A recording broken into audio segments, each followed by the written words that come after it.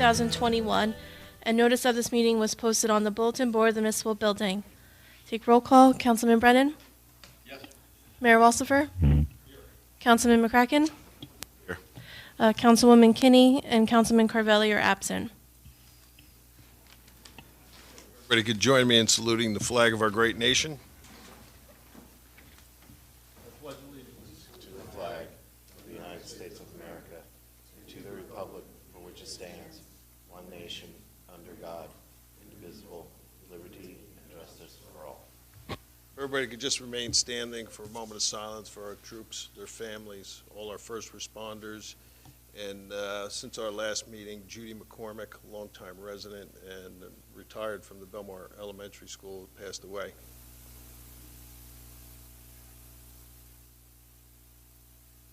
Thank you.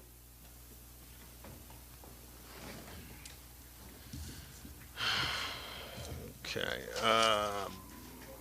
Workshop discussion. April, we have anything for workshop this meeting? I don't have anything. And any of the council members have anything? Jim? All right. Petitions. I have not received any petitions. If anyone has one, please step forward. No? Approval of minutes, April 5th. Can I have a motion to approve the minutes of the April 5th meeting? Motion. Second. All in favor? Aye. And reports of council. Council President McCracken. Thank you, Mayor. Just a couple things here this evening. One, the Belmar Historical Society and Union Fire Company held an open house on April 9th, Saturday, April 9th, from 1 to 3. Had an opportunity to attend that. Those volunteers with the Historical Society do a fantastic job and are looking forward to this year being Belmar's 150th anniversary. Have other events planned this year to celebrate our anniversary. And I just wanted to thank them for hosting the open house and allowing the citizens of Belmar to come and view all the good work that they do. Secondly, the Shade Tree Commission. The seedling giveaway will be this Saturday, April 23rd, in the morning from 9 to 12 at the corner of 10th and Main, right there by Taylor Hardware. Anybody who would like a seedling can come to the seedling giveaway and have some seedling trees to plant in their yards. There is an educational program scheduled in honor of Arbor Day for the Belmar Elementary School on April 29th in the morning for the fourth graders. That will be held at the Belmar Library. An education event will be held, and trees will be planted in the planters on the library lot over there. And then a similar program will be held on May 5th for the fourth graders at St. Rose Elementary School. Thank you. Councilman Brennan. Mr. Mayor. All right, I have a big report. Second week of the month is a big one for me. Tuesday night, I went to the Harbor Commission meeting. We've been talking about how we need to do some repairs on the electric on some of the docks. Bid specs are being prepared for that, and they should be out in a couple of weeks, right? And hopefully we get bids we can use, I guess by the end of May, and the work should definitely get done during the summer. We're also looking for the most cost-effective approach to dredging the marina. We definitely need to dredge it, and we're looking into rather than try to do the whole thing in one season, which is a big permitting process, very expensive and lengthy process. We're looking at the possibility of doing seasonal, like maintenance dredging, where we don't do the whole marina, we do a certain part of it, because those permits are easier to get and they're cheaper. So we're looking into that. Wednesday, there was should have been a tourism commission meeting, but it was canceled for lack of quorum. I want to apologize for that. There are a lot of people really concerned. They want to see the budget for tourism, and as well as I'm one of those people. So the next meeting is Wednesday, May 11th at 5:30 here, and really looking forward to seeing that happen. Thursday, the Environmental Commission, like a lot of stuff to talk about here. The Environmental Commission, they had their meeting. The Treasure Trail, the podcast walking tour of the town is coming right along. It's the website is almost done. It looks really nice. They've been trying to arrange a demonstration of electric leaf blowers and electric lawn equipment for residents and for professionals, because we've heard interest from both groups. We're having problems finding. They approached corporate for some of the large equipment makers. That didn't really work out. So now they're actually going to try getting in touch with some of the big box stores like Lowe's and Home Depot that are distributors that might be a little more receptive to the idea of coming out and pitching their products to people who might buy them. So we're really looking forward to that. A big thing was yesterday, the Colleen Sullivan-Paulus, who's a member of the Environmental Commission, arranged for a tour for the Environmental Commission members to go to Mazda Recycling that we're using for our recycling now. So I have a lot of information to share with you all, and I also wanted to thank Colleen, Ed Lippincott, the chair of the Environmental Commission, Lou Fierro, Diane Valou, my wife Mary Brennan, who's an alternate, and very especially Charles Vanderland, who is our DPW recycling coordinator. He was a huge help. He went on the tour with us. I got to tell you, Mast Recycling is a very impressive operation. They only opened April of 2020, so you can see why we haven't heard that much about it. It's a $15 million facility that sorts everything. And all that stuff we told you about, only ones and twos and take off the caps and all that other stuff, that's all out the window, and you're going to be so happy about this. Basically, they said any hard plastic at all, not just ones and twos, but fives. If you go to mazdarecycling.com and follow what to recycle, they have a whole very nice list. And the number 5 containers are the most common things. They're the clear plastic clamshells that your strawberries and blueberries and your eggs come in. Recycle those. The food containers that you get your leftovers in and your Chinese food, the black things with the clear lids, recycle all that. Leave your caps on your bottles, your yogurt cups, your margarine tubs, even your coffee pods. Just rinse them out, and they're recyclable now. Any kind of hard plastic. The one thing they really can't take is plastic bags and any kind of plastic film, which you can still recycle at supermarkets. They all have receptacles where you can put that stuff in. Cans, aerosol cans, cardboard. You can recycle dirty pizza boxes with these guys. You don't have to separate that out. That goes right with the cardboard. They said that a bunch of times. It was yeah, really, okay. And one of the reasons I'm encouraging everybody to recycle as much as you can is because the more we send to recycling, which only charges us $79 a ton, the more we save rather than sending it to the landfill, which charges us $90 a ton. It's a clear savings for our residents, so I encourage everybody, recycle as much of that plastic as you can. Clean aluminum foil, all kinds of cans. They even talked about oil bottles. You know, I mean, you got to try to clean them out, but they can recycle those too. It was really something, and it was really great that Charlie Vanderland was there, because every time the people from Mazda would explain something to us, Charlie could explain how we are doing that in Belmar. Like, this is what we do with this, and this is how we do that. You know, it was really very helpful for the Environmental Commission members to hear from Charlie, as well as the people at Mazda to realize that Belmar knows what it's doing as far as recycling. Okay. It was really impressive. It was a really impressive operation.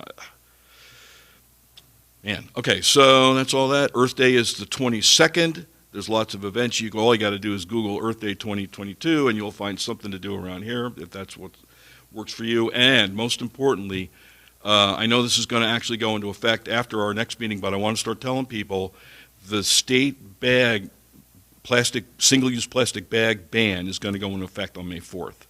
Now, not just those plastic bags, it's also styrofoam food containers. And if a restaurant's going to give you a container to take your food home, it can't be styrofoam.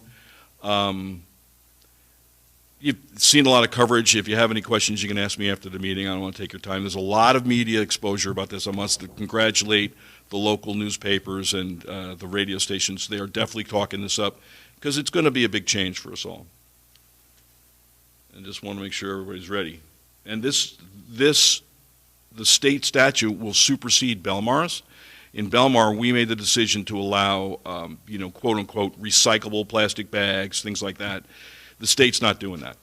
There's no single-use plastic bags at all, whether it says recyclable or not. They're not taking that. And that's my report. Thank you. Thank you. I just have a couple things. The yard sale will be, the townwide yard sale is going to be May 14th and 15th. And starting May 30th, we're going to start collecting donations for the Ukraine refugees. It's April 30th, yeah. That's Saturday. Yeah, so we're going to do it for a week. Everything is going to be dropped off at the library. Up on our website, there's going to be a whole list of things that they really need over there. So if anybody's interested in donating to that and dropping it off at the library, you can go up on our website and see all the items that they need. Anna Cavaluzzi is going to be spearheading it, and then we're going to try to get it out to them. So if you can go to the website, it starts April 30th, and they'll finish up collecting on May 7th. And that's all I have. All right. We'll move on to public session on any of the resolution items. Anyone from the public would like to speak on a resolution listed on the consent agenda, please step forward, state your name and address. Yes, Katrina. Good evening, everybody. Katrina, Collapsis B Street.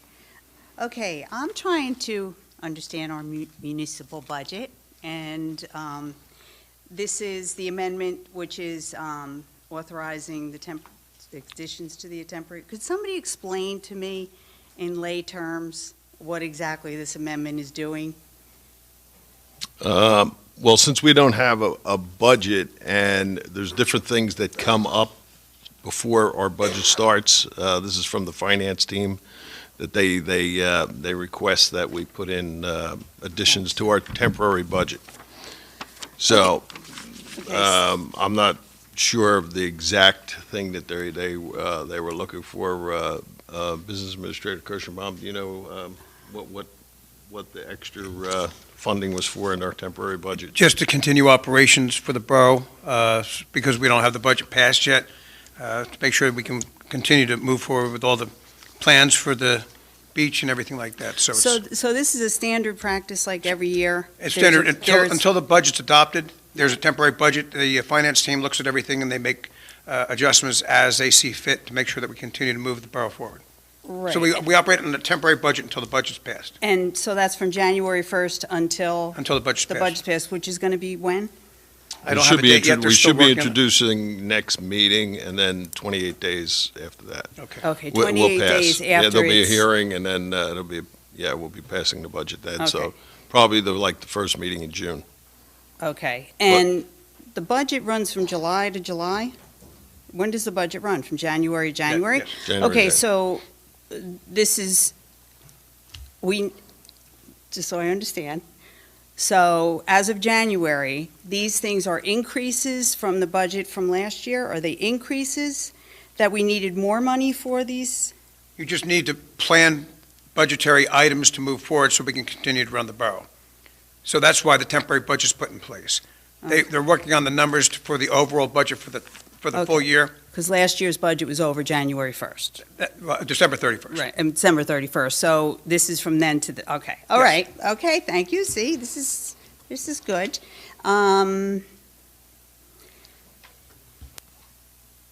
That's it, thank you. Okay. Sorry, thought I had more to that, but that's. Yes, Linda.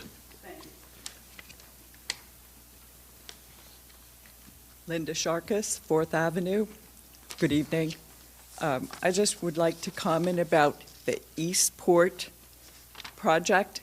And I'm very happy to see we have a developer who's come in, met the criteria for seaport redevelopment, being only 3 stories, having sufficient ground level parking, and best of all, that they plan to have condos. I think we scored a big win with this application. Okay, thank you. Thank you. Anyone else? All right, April. I have a motion to close the public session. Motion. Second. All in favor? Aye. Okay. Can I have a motion to approve the resolutions as listed on the consent agenda? Make the motion. Second. Councilman Brennan? Yes. Mayor Walsifer? Yes. Councilman McCracken? Yes. We don't have any ordinances, so next is a public session. If anyone would like to speak, please step forward, state your name and address. Yes, Joe. Hey, good evening, Your Honor. Joe McAvoy, 700 Main Street. I got something for everybody today. I wanted to speak a month ago, but I was too angry to speak, so I'll try to keep it as civil as possible tonight, even though civil's a root word of civilian, and I was a Marine, so it's going to be a little difficult, but I'll try. First, Mr. Kirschenbaum, I got a question for you. The mayor spoke a few times in the last few months about the expense of running all these events. You know, all the tourism events, the Seafood Fest, all those events. You have a director of special operations who's in charge of that, and we haven't had these events for the last 2 years. Was he? We have had events over the past few years. During COVID, we scaled them back. Last year, we had events. We had Donna discover some of those things. We're now getting into the Seafood Festival. So he's still getting his part-time $80,000 a year salary, even though we're at limited schedule? Who? Whoever your director of special operations is. What's your question? Your director of special events, I guess it wasn't, a big enough term, so I'm still looking for a guy in a suit and tie with jumping scuba wings walking around Borough Hall. My question is, you're a capitalist, supply and demand. Are we still supplying him with a full salary, even though there's Yes, because less demand for Joe, everything? I could answer that. Yes, because he does not only do, he oversees tourism, he oversees the construction department, he oversees a lot of other things in the borough that keep moving along. So, yes, he is. Okay. And he just shifted different areas in the borough to keep going. Fair enough.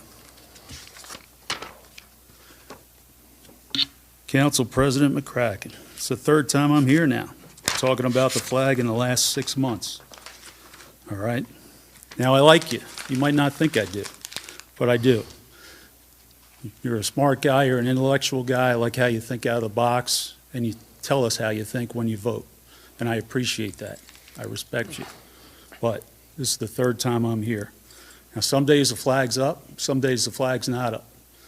Some days the flag should be at half-mast, and it's not. It wasn't at half-mast when our congressman passed away from Alaska, longest-serving congressman in history. Flag wasn't at half-mast. Flag wasn't even up that week. Then Madeleine Albright passes away, our first female Secretary of State, no flag at half-mast. All right?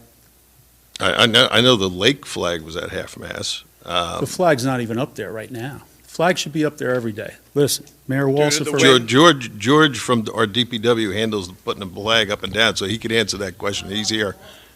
Yeah, you could talk, George. Because you put the flag up and down on all of them. I did put the flag at half-mast. When the winds are really crazy, to fix the flags, to get the bucket up, the line broke like 3 times this year. The line to fix the flag, I forget what it costs at the Marina Big Flag. I think it's like $1,000. I don't know the quote. George, you can continue, and then I'll just finish. Charlie kind of tells me, because he knows what about the winds, and I know about the winds. We deal with each other. I even went to school in the winter, when the flag, when the winds are high, I called school. I even helped the school with the flag.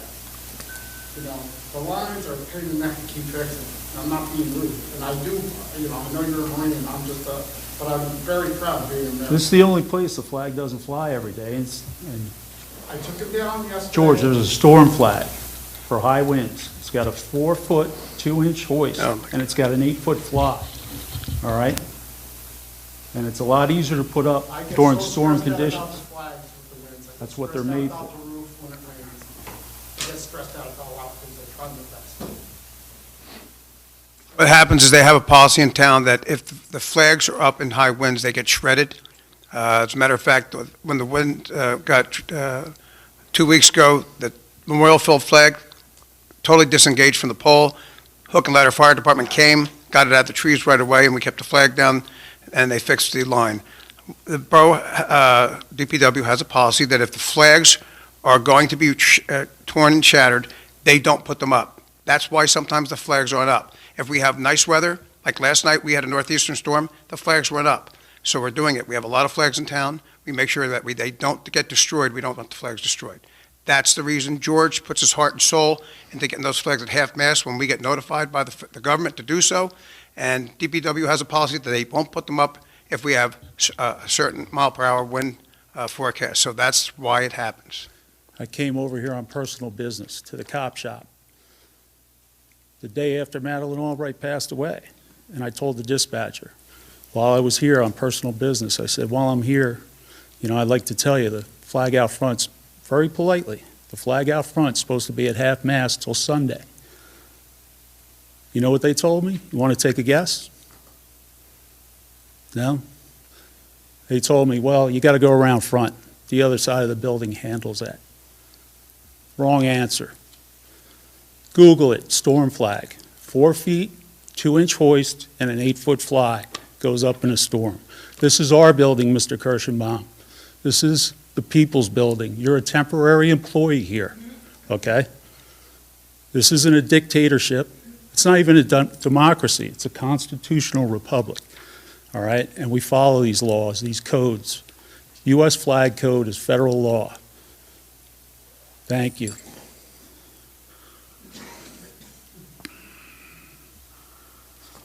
If you don't understand, I'll bring down some real warriors from the VA with missing limbs to talk to you I about. understand completely where you're Okay. coming from. Do they teach you about flag code in the police academy? I know you dislike cops. I No, I follow. don't dislike cops. I follow that, but My godfather was a cop. I tried to my explain to you uncle, why the flags Badge weren't up. 172, I New tried to Jersey explain to you State why the Police. flags You don't weren't know up. anything about it. I know. You don't know Joe, we're anything gonna about it. look into those Yeah. flags, Joe. Yeah, I know. We're gonna take a look into it. There's no sense of arguing. We No, don't it's put the not an argument. we don't put the flags up or down, but we will take a look at it. You're bringing patriotism back to Belmar. That's what you said, September 11th. Patriotism never left Belmar. Not when we left for the global war on terror for active duty. If you're bringing patriotism back to Belmar and you stand for freedom, like you said, you need to learn the difference between freedom and liberty. There's a difference. My next question is to you, Mayor Walsifer. We had a proposal for the development on the corner of 6th and Main.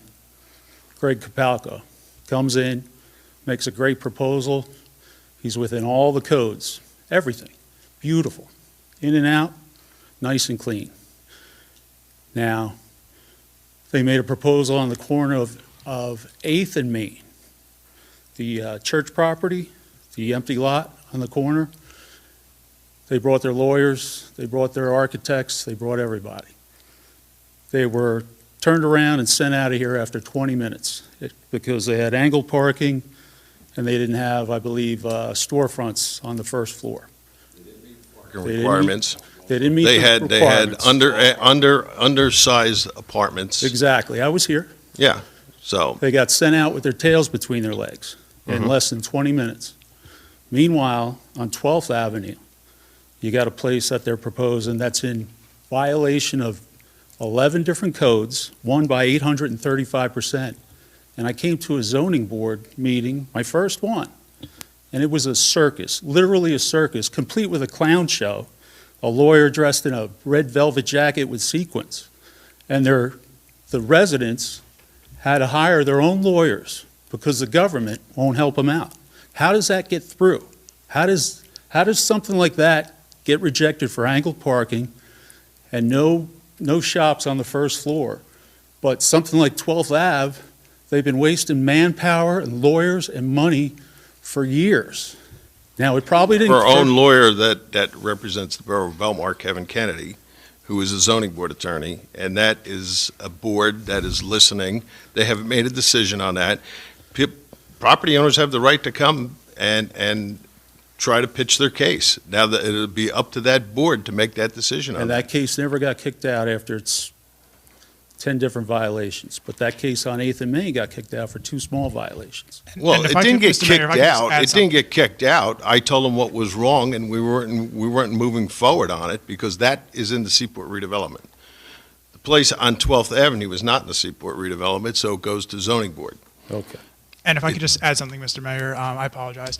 The zoning board is a separate autonomous entity that's separate and apart from the borough council. So the borough council actually doesn't have any authority whatsoever to regulate or control what the zoning board does in that instance. They're governed by their oath to uphold the borough ordinances, and how they decide to rule is subject to what's known as the arbitrary and capricious standard. So how they rule, you have objectors and you have the borough attorney who's supposed to sit there and offer advice to the zoning board members. But in terms of this mayor and council's control over them, it's slim to none. All the mayor and council at this point, they could amend ordinances, they could make things a little bit more stricter, which the zoning board would be under the oath to comply with. However, within the municipal land use law, under 40:55D-70 C1, C2, and then also all the D variances, they are entitled to apply for relief from the zoning ordinances, but it's up to that zoning board's determination to decide either yes to grant them or no to grant them, and unfortunately to the mayor and council, their hands are completely tied. Okay, so it has a certain plasticity to it, even when it's way out of zoning boards. Unfortunately. Okay, thank you. Thanks, Mayor. Mr. Brennan. Mr. Brennan, I actually like you. You might not think I do, but I do like you. But years ago, I was censored on the Belmar Democrats Facebook page, okay? It's a public Facebook group, Belmar Democrats, okay? You can't block anybody from a public social media group. I brought this to your attention, remember, a couple years ago. Okay. You straightened the problem out for me. Okay. There was a Supreme Court ruling 3 years ago. Supreme Court ruling. Okay. So they censored me. I didn't pick up the phone and call the ACLU. I talked to you and you straightened it out.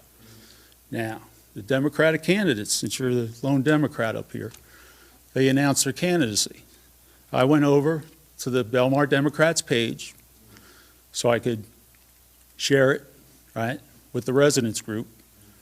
And lo and behold, I was blocked again, the second time. Now, I brought it to John Walsh's attention, okay, and he fixed it in about 2.5 minutes.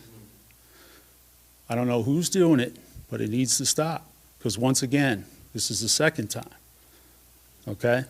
Now, I don't know if Bill and Hillary Doherty are still pulling strings with your party in town over there from Inlet Terrace, but it's not going to happen again. If it happens again, there's going to be big trouble. I'm Do we sorry that understand happened. each other? I'm sorry that happened. It wasn't anything I did. Okay. I'm not an administrator for that page or anything like that, 'Cause so. I'll show them the difference between force versus power. Okay. All right. Now, next, let's talk about the environment, since you're the environmental councilman. Mhm. Let's talk about these electric backpack blowers and all this electrical stuff, all right? I could drive my gas-powered car for another 35 years, okay? That's impressive. And I'm a pretty good mechanic, and I'd have a lower carbon footprint than if I went out tomorrow, bought a brand-new electric car and didn't drive it a mile. You understand that concept? Yes. Okay. Now, as far as noise, I mean, noise of your gas-powered blowers, I mean, they're making improvements. They're clearing leaves. Mhm. It's short-term stuff. If a neighbor has a problem with it, they could just go next door and say, hey, my wife just had a baby. Can you schedule the landscapers a different time, this and that? You probably got a few people complaining, and now you want to go and reinvent the wheel, all right? Now, I live on the corner of 7th and Main, right across the corner. I wish I could hear that backpack blower going on Saturday mornings now, waking me up, because that tree's gone. They had to cut the tree down. Probably one of the most beautiful trees on Main Street, and I miss it, because it blocked the traffic noise, it cooled off the second deck, and I'd rather hear that backpack blower. I don't mind 2 in the morning waking up by the fire department, because I know the alarm wakes me up, they're going to do some good. Same thing with the blowers. They're doing some good. They're landscaping, they're making improvements. They're giving Belmar a little curb appeal, which it needs. Okay? Now, you know, for you to tell all these working men they have to abandon their gas-powered blowers and adopt electric blowers, because you're probably ready to start an ordinance. I mean, it's a suggestion at first. No? You're not? No. Okay. That's the idea Because the behind working man having a get- demonstration Yeah. and trying to attract people, you know, attraction. Because the working Honestly, man's been respectfully, getting bent over in this country enough by the national government. We don't need to get bent over by the local government. no one's trying to do anything like that. I mean, respectfully, this is an issue that was raised by one of the commission members themselves, and the rest of the commissioners felt, the majority of the commissioners felt it was worth exploring. It's two-stroke engines are very, very highly polluting. Yes. There's no question about it. And if we could stop using them, we would definitely lower the amount of air pollution. And yes, noise is definitely part of it, but we're also thinking that, you know, given the price of gas, maybe now's the time to start encouraging people to look into an alternative. And, you know, if it gets to the point where an ordinance would make sense because most people are already doing it, fine. But right now, it's not like that. Right now, we're just looking for a vendor to come and do a demonstration. Okay, fair enough. Because if you want to know anything about renewable energy, okay, you can get in your car, go west on 33, down the road there's a place that can tell you anything you want to know about fusion energy, renewable energy, green energy. Princeton University, that's the name of the place, right in the next county. They'd be glad to tell you anything about Sure. it. They're a world-class institution right over the border in the next county. All you have to do is pick up the phone and they'd be happy to help you. Now, I don't just complain, Mr. Brennan, I offer solutions.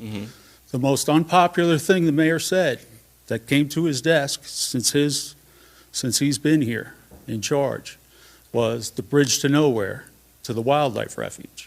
Correct? Right. Well, Everybody was against it. And I sent you a message. And I said, there's an easy solution to build a bridge to that island where the predators can't get over to the bird sanctuary and disturb anything, okay?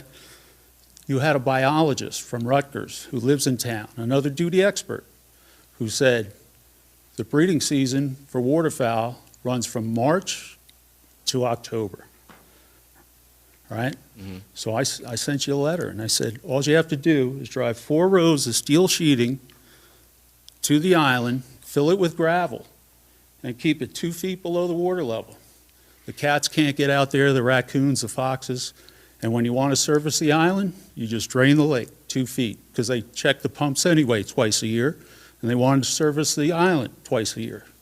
It's a win-win situation. Did you ever bring that to the mayor's attention? That whole process was, we were looking for a grant, and it was I a beautification grant for the town. It was pretty slim to none before we were even going to get it, but our engineer said, let's put it in, let's try it. You know, so if we would have got the grant, then it would have went into a design stage, and we would have took a look at all those suggestions. right. That's when that would have been the time to bring it up. When we voted it through, we were looking for the grant, and The time would have been immediately, because the whole community was against the mayor on that, and he was looking for a solution. And he sat there and said, they're going to give us $200,000. We have to figure this out. And I figured it out, and, you know, that's my line of work, dock building. It didn't take me long to figure it out. Team, together everyone achieves more, right? How about teaching every adversary manners? You know, you got to work together, Democrats and Republicans. I don't care. I'm not up here campaigning. I'm not running for office. I could care I could care about the people who are going around town saying I was never in the Marine Corps, I didn't serve, accusing me of stolen valor. I could care less who it is. I could care less who the people are who are trying to hack into my email and send me viruses from defunct email accounts here at Borough Hall. I could care less, all right? I just want the local government to stop jerking us like the federal government. We really should change the address of 601 Main Street back to 601 F Street, because we're really getting effed, all right? April. Let's see, let me just make sure I got nothing else for Councilman Brennan. The windmills, Councilman Brennan, real quick, the offshore windmills. Windmills are going to be obsolete 5 to 10 years from now, okay? Thorium reactors are already popping up in India and China.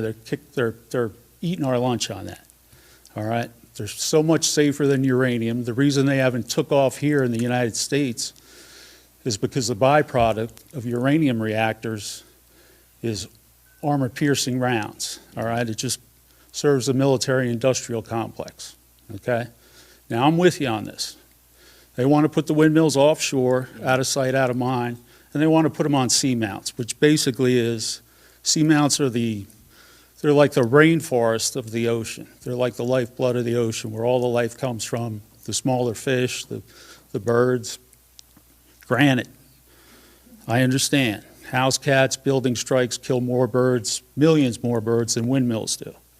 But now you're going to put a bunch of salad shooters right up in the Atlantic flyway. So when all the migrating birds are coming down the flyway and going from Long Island across the New York, New Jersey bight every fall, it's going to be catastrophic. Mm-hmm. Who's backing that? The oil companies.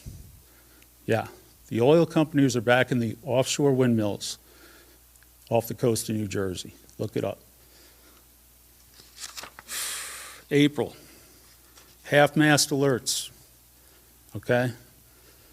It's a free widget you get on your phone.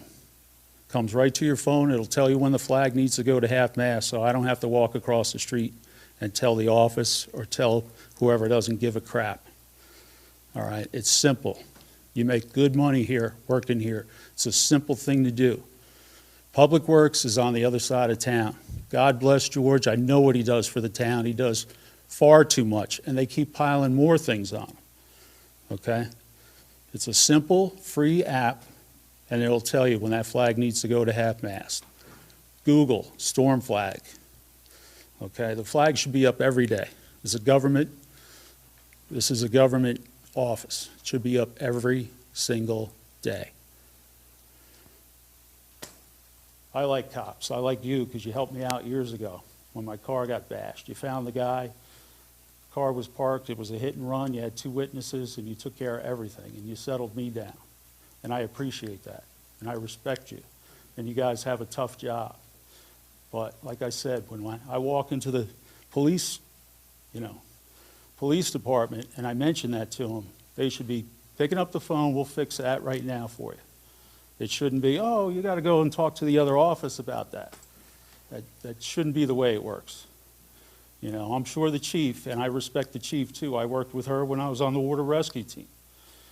The chief works hard. She's tough. She probably gets micromanaged to hell by a bunch of alpha males that were in the same line of work as her and think they could do the job better. So I feel for her. She's in a tough spot. But that's the wrong answer when you walk in the police station, you're nice and polite, and mention it to them, and then you're blown off and sent to another department. Shouldn't work that way. The head of DPW, is he here? Public Works? Okay, then I'll talk to you about it. The Porta-Johns in front of the War Memorial, right on the main drag, leading right to the main memorial, 15 feet from the doggone flagpole during parade day. Wrong answer. You could have put them anywhere on that block. That's hallowed ground. There's men that march in that parade that look over to that memorial, couldn't even see it because of 4 Porta-Johns blocking it. All right, how about thinking a little harder, a little more out of the box when it comes to respect, especially if you're the administration bringing patriotism back to Belmar. I heard how the mayor honored you for working all the overtime hours after September 11th. He mentioned that in his speech. Mentioned Charlie Vanderlyn. That's great. It's great what Charlie did. He's a hero. But war is when people are shooting at you when you're trying to do your job. War is when police officers, military police, are trying to handle 120 terrorists you just captured and trying to control a crowd, okay? Patrick, your turn. You're the last one, last but not least. U.S. flag code, Patrick. All right, brush up on it, okay? The thing we have in common, the two of us, we both know where all the bodies are buried in this town, okay? The thing we don't have in common, you have attorney-client privilege. Me, I could start digging them up tomorrow, and the smell here at 601 Main Street will be worse than low tide on that mud flat 2 blocks away during an August fish kill at 100-degree weather. I'm sick of the disrespect for the flag. I'm sick of people not getting return phone calls, and I don't call the borough. I don't email the borough. If I have a problem, I just walk across the street, which I rarely do, because I know how things get done over here. So why bother? But it's got to stop, okay? This nice 6 months end of the year push, now that's an election year, that's great. I hope stuff finally gets done.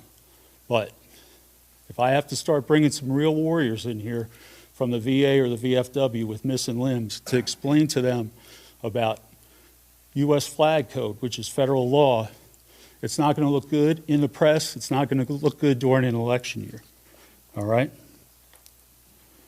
You might think I'm arrogant. I'm not. He's arrogant. I'm audacious. There's a difference. Just like there's a fine line between force and power, between liberty and freedom. If you don't know them, you got to brush up on it. You're young, you're smart, and you can help, okay? If they don't listen to you, that's fine. But that's your area of expertise, and you really should sit down with somebody and let them know. Because I'm sick of the mayor's friends coming up to me when I'm out drinking, cutting into my drinking time, telling me that, oh, you're tearing the town apart, and I hear this is going on and that's going on, and they want to talk to me and get together with a beer with me and the mayor outside of a council meeting. I said, no, I'd just rather do it here in public. I understand. I think you made your point. Yeah. And if there's anybody here, anybody watching this that doesn't think I'll say the same thing straight to their face that I say in social media or here in this room, I'll be a block south of here at the local tavern after the meeting. First round's on me. Mr. Kirschenbaum, you look like you could use a drink right about now. What else? Yes, Mr. Kramer. Eugene Creamer, 4th Avenue. I have I guess a big question. Will we be getting a tax bill for May 1st, a revised tax bill?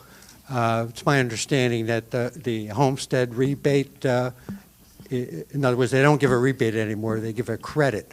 Are we going to get a revised tax bill before May 1st? The homestead rebate notice went out in the mail today. Okay, very good. Thank you. And I want to thank April. With this, probably everybody noticed we're being exposed to fiber blight again in town. The cable companies all over the place, and I requested from April a copy of their insurance certificate, and she got that to me today. I'm glad to hear that both, that these people doing the work have liability coverage. I also wanted to thank one of the officers, Officer Jones. He was out there with the people that are working with the cable company, and he was the only one that I could speak to, the only one that spoke English. And was able, he helped out.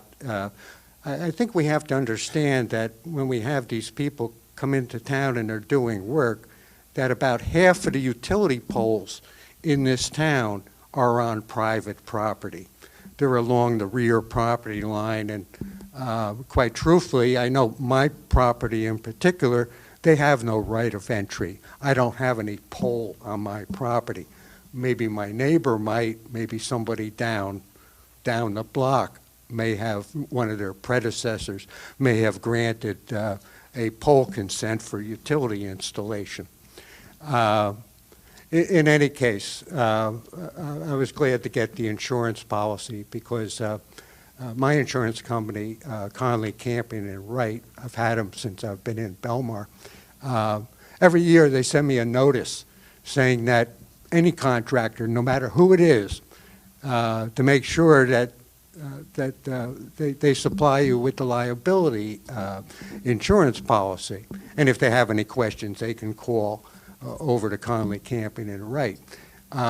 These people here, I'll be truthful with you, no personal protection equipment, unless a sombrero's a hard hat, no safety shoes, no safety glasses. and quite truthfully, I don't want them on my property. I was able, though, talking to Officer Jones, he spoke to them and got them into the yard next door where the pole was actually located, and they had no reason to enter my property whatsoever. So I wanted to thank both April and Officer Jones. Also, old business from the last meeting. Bill Musto, the DPW supervisor, I want to thank him. He got back to me real quick. Belmar does not fluoridate our water. Then I had something else here, because I'm all in favor of this, the borough making an investment with the EMS squad and the proposed new building over at 12th and Main. I think that's a great idea. But you have to remember, I think this subject came up before when we were talking about a volunteer or charitable organization as opposed to what will become borough employees, borough run. And for years, people in Belmar made charitable donations to the first aid squad. Unfortunately, obviously, it wasn't enough. But now here we are. Before we were able to take a tax deduction for donating to that charitable organization. One of the problems that I see here coming up, and you probably heard, Supreme Court yesterday decided not to eliminate wouldn't approve a change in the cap limit on the state and local taxes. So we're going to be capped out, and we are capped out at $10,000. State and local tax caps out at $10,000. But we're also entitled, even if you take standard deduction, we are entitled on the federal form to take another $300 as a charitable deduction.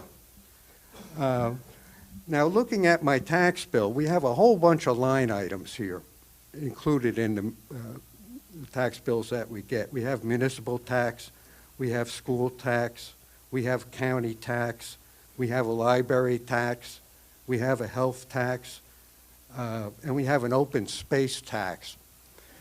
I'm wondering, is there any problem with the expenses that are going to be incurred with an emergency medical services squad being done by the borough, by the government, that why don't we have a separate line item for emergency medical services? Other jurisdictions within the United States, medical services are tax deductible. And certainly here in town, we incur the cost through our, apparently we're going to incur the cost now with our municipal taxes. But the EMS squad, when they respond to a call or somebody needs first aid, they don't ask whether they're a resident of Belmar, okay? This seems to me to be an item that we may still, even with, if the salt tax cap stays in place, we may still be able to get at least $300 deduction for financing emergency medical services. Plus, as we get involved in partnering with other municipalities, wouldn't it be better that this be handled as a separate line item on our tax bill so that we can actually have a full grasp of what's involved here? I don't know what... Moving forward, I mean, that could be a possibility moving forward, but we're still trying to trying to put this shared service program together, and we're going through it in baby steps to make sure that we're doing everything right. That might be the case later on, but as of right now, it looks like all the municipalities will be handling the way we're handling it within. So, but no, I get your point where, and there's a lot of towns, they have separate fire line items on the tax bill. They vote for those, what the fire budgets or first aid budgets are going to be before they're put out there. But, maybe at some point we'll take a look at that, but that's up to the financial team to really dissect it and see what's best for Belmar. Yeah, I just see it as this may actually facilitate things. Not changing paying my tax bill or anything like that. It's just a matter of tracking cost. Obviously, these costs now are going to be material. We're talking about real estate purchase. We're talking about equipment purchase. We're talking about salaries. I just think. In as much as we got 1, 2, 3, 4, 5, 6 plus line items on our tax bill, why not just include one for EMS? Or if you want to combine it, EMS and fire, then at least we have an accounting for it. And might want to even talk with the other municipalities as to whether they've given that some consideration.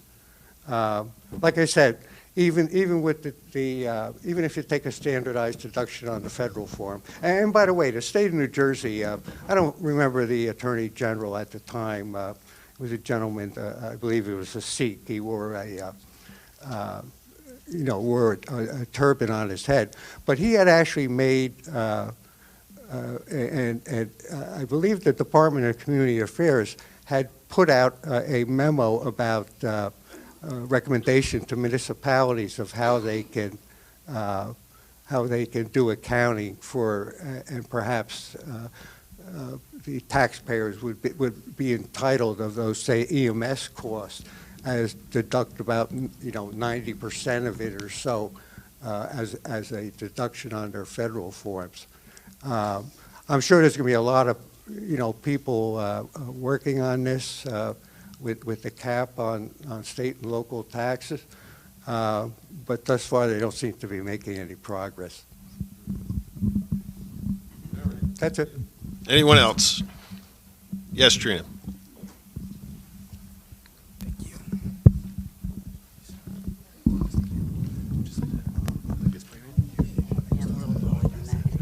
It's like right in my face. Thanks. Katrina Klapsis, B Street. Still at B Street. Okay. I also went to the Historical Society open house, and it was really cool, and I had never really been in that building before. And they took me on a tour of the building itself with all of the jail cells and the whole thing. It was really cool, something I had never realized. And as we were talking, we went upstairs, and they took us to this front room, and there's this huge room that they told us that they used to hold the municipal town hall meetings there, which I thought was really quite cool. And as we were talking, I don't know why, this popped into my head, something I'd like you to maybe consider since it's our 150th anniversary. Maybe we could have a town hall meeting up in that building. I think it would be great for the firehouse, for the morale in the firehouse itself. And it would just be a really neat thing. I'm not sure, I can't be the only person that never realized that, maybe longtime Belmar people, but I just think it would be a very cool thing. I'd like to know if you guys would just consider it, throw it out there and see if you would consider it. And Chief LaRussa told us that he would be more than happy to sponsor it and get involved with it, so I think they're all open to the idea, so, thanks. Yeah, that could be a good idea for us as we get closer to the actual birthday. Anyone else? Yes. Hello. Louise Germanario, 606 North Lake Drive, and I have a question with the roads. One question is, 8th Avenue is a disaster, and I'm just curious as to, is there a plan to address the bumps, and it's like a roller coaster, 16th is no better? And I see some are being done and some aren't. Is there a plan or a program that we could at least see and meet and understand what the expectation is for a change?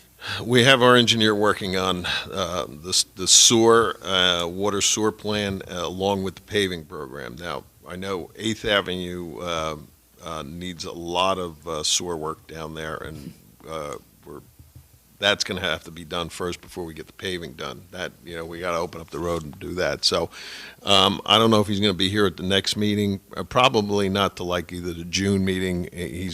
They're working on a plan for the water sewer and all the paving, and he's going to be here to explain what the procedure is and what we're going to start on first. And it's basically a 10-year plan. But I know we talked about 8th Avenue. No, 8th Avenue is one of the main ones. That's one of our major problems with the sewer system. So that has to be opened up and do that first, and then we'll get to the paving part of it. And I have another question that relates to that. So if you're coming east on 8th and you're in front of the beach, what is it called? Brew house, whatever it is. Oh, right. By Main Street. Yeah. Mm-hmm.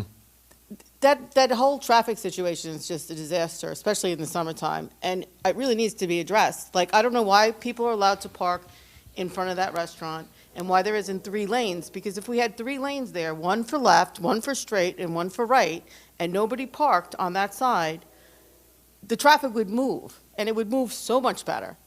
I'm telling you, in the summertime, it's an accident just waiting to happen every day, because nobody knows what to do at that turn when they're not from here. And so everyone's, killing each other to get by there. I could tell you this, that's a state highway right there, Route 71, and the state has been down, I think, we're 3 years now. They have a whole plan to do just that, but we're still waiting. It's been all approved, then COVID hit, and so we're still waiting for them to come down. I have if I came, Mayor, I had a call out to the state yesterday. I got a return call from them today. We're on the bubble to get that done. So I got a call into Megan at New Jersey DOT. I'll call her again tomorrow to see what the time frame is. But it's a whole pedestrian signals and lane changes, and I think they even have a green arrow for making a left turn. Green arrows laid. So we're waiting. I had a complaint the other day from a gentleman that was walking down the street and almost got hit by a car. So we have been promised by the state. I'm waiting for a call. She called me back today. I'm going to call her back tomorrow. I hope to have a report of when they plan on doing it. Okay. I know we are on the radar. All right, but that whole intersection's controlled by the state because it's a state highway. Okay, good to know, but I mean, it is really dangerous there. They know it. Yeah. They're well aware of Believe it. me, And we have them down here. We continually call them. Okay, I have one more question, nothing to do with the roads. Now I have a question about the geese. Again, I live by the lake, and it's so bad, the waste that's created by these geese. It's dangerous, children playing on a lawn. It cannot be safe for anybody. Something's got to be done. I'm not sure what. I know the other gentleman talked about something. I wasn't sure if he was referring to this topic in a good way or a bad way because I wasn't following it. So I'm sorry if I didn't understand that he already brought it up. I'm not 100% sure what he was saying. But we just have so much waste all over the place. You can barely walk. I mean, it's a walking town. That's what the lake is for. And they know they clean, and I do appreciate the fact that the township goes and cleans the walking path around the lake, which is very nice, but our sidewalks are disgusting. I mean, and you can't even, you have to take your shoes off before you even get to your deck, never mind before you get in your house, because you don't want it on your deck because it's disgusting.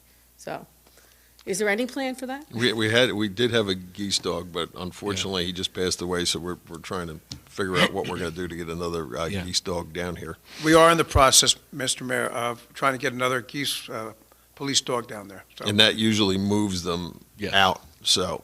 Because when people hopefully we walk get it their sooner. dogs, what happens is they walk them away from the lake and onto our property, which actually makes it worse. Right. Not that I have anything against dogs, but the dogs are actually causing the problem even worse for the people who live on that side of the lake. So, Well, I part of don't the problem is that those geese are protected. You know, they're a protected species. We can't harm them in any way. Right. It's a federal offense. What we can, DPW oils the eggs. They look for the nests right around now, and they'll look for the nests and they'll oil the eggs, which means that the eggs won't hatch. So you have, because when geese are born in No, a I've seen particular them do place, that, yeah. yeah, the geese they'll They'll just come stay there. Some geese are migratory, but we have a permanent population that goes up and down depending on the season. Having the dog to chase them around. It's not just like a regular dog on a leash.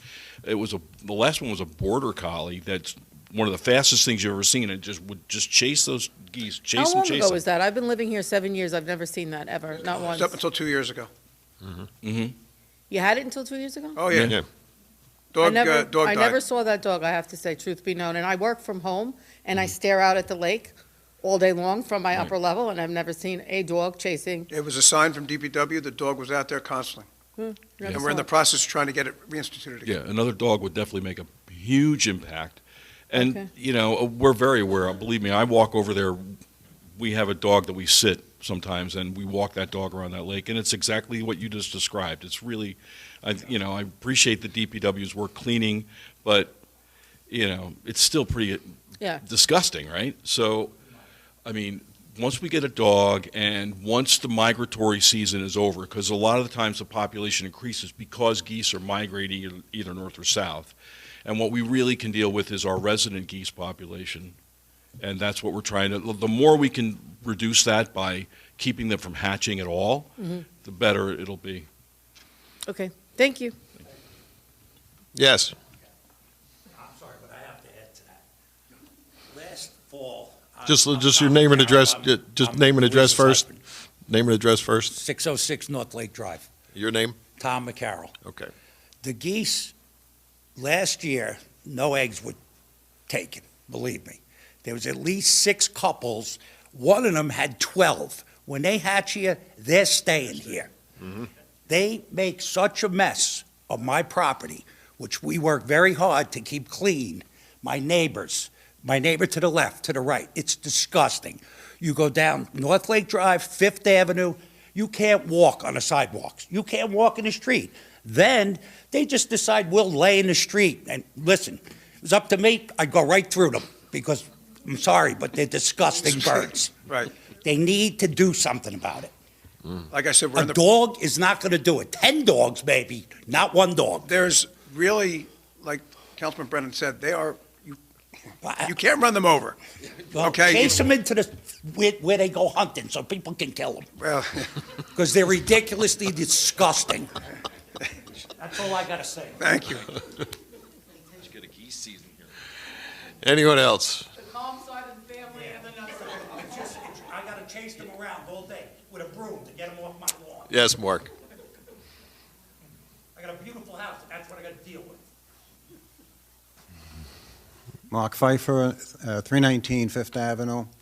I just, question, when we call 911, is that a Monmouth County 911, or are we getting Belmar? No, you go right to Belmar for that. Oh, okay. Yeah, we're the piece after Bradley that. Beach last week, we were out there at the pickleball courts. A woman fell, was bleeding from the face, and I know the person who called 911, he said it took them 5 minutes to get through. So I think the point is, in my phone, of course, you have, dial 911, but have your local police department, have Belmar in, because you call Belmar Police Department, they're going to be there in a minute and get the It comes right emergency into squad us, there, but yeah. 5 minutes The other seems like- towns have to go through Monmouth County dispatch before they it gets do? back down, and it takes a little bit longer, Yeah. but we are 911. We put a lot of money into the dispatch system Okay. so that it's immediate, and Business Administrator Kirschenbaum is working now We're one of the test sites, and I think we're going to get it for free, that if somebody calls 911 from the beach, we can pinpoint them within 3 feet. So Great. we're instituting that Yeah. to start the process. But yeah, we have 911, and our guys respond right away. Yeah. It comes right into our desk. Yeah, well, that's been my experience a couple of times, unfortunately. But, those 5 minutes to that guy seemed like 30 minutes. Oh, absolutely. something- Well, when you something like that need help, happens, yeah, so, it takes, yeah, yeah, so, you want it all right. immediate. Great, thank you. Anyone else? Okay, April. Motion to close the public session and adjourn the meeting. Motion. Second. All in favor? All right. Thank you, everyone. Thanks for coming out.